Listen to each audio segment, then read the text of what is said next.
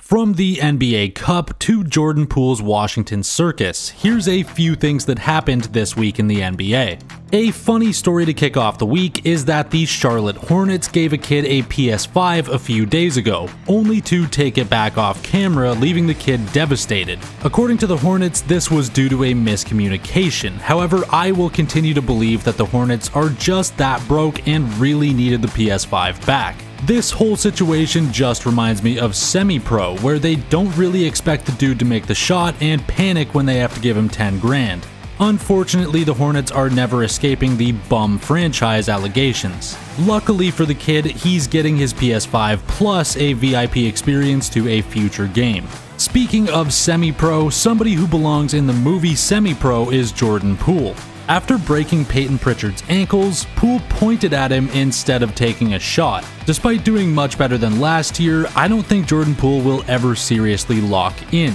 He has a lot of talent, but he seems to be content with where he's at if he's playing games on the court like this constantly. Next up, the NBA Cup has finally finished off with the Bucks taking home the win over the OKC Thunder. Unsurprisingly, Giannis won MVP, as if anybody else on the team had a chance of winning that. In fact, Giannis was absolutely locked in after promising Liam Robbins, a G-Leaguer on a two-way contract, that the team was going all the way to buy Liam a house in Iowa, where he plays most of the time. To be honest, this tournament still feels a little pointless, but at least you get stories like Liam Robbins getting to buy a house. At least we can all be happy that Doc Rivers won something again. I guess he couldn't throw a 3-1 lead this time because the NBA Cup Finals were best of one. Something else that happened this week, the Knicks completely blew out the Timberwolves a few days ago, and Cat was playing like he had something to prove to his old team after being traded. He scored 32 points as he nailed 5 for 5 3-pointers, grabbed 20 boards, and dished 6 assists.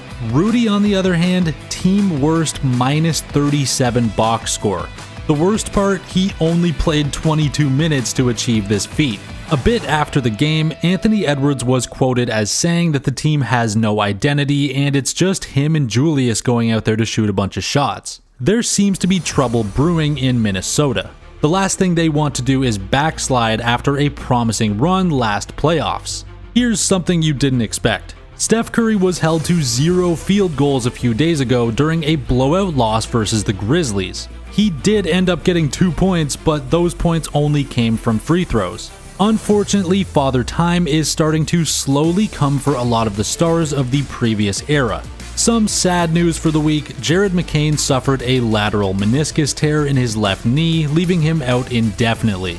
This really sucks for Philly, as McCain was one of the only positives for the 76ers this season, who are currently ranked 12th in the East. McCain was looking to shoot for Rookie of the Year, but unfortunately that won't happen anymore as he's out indefinitely.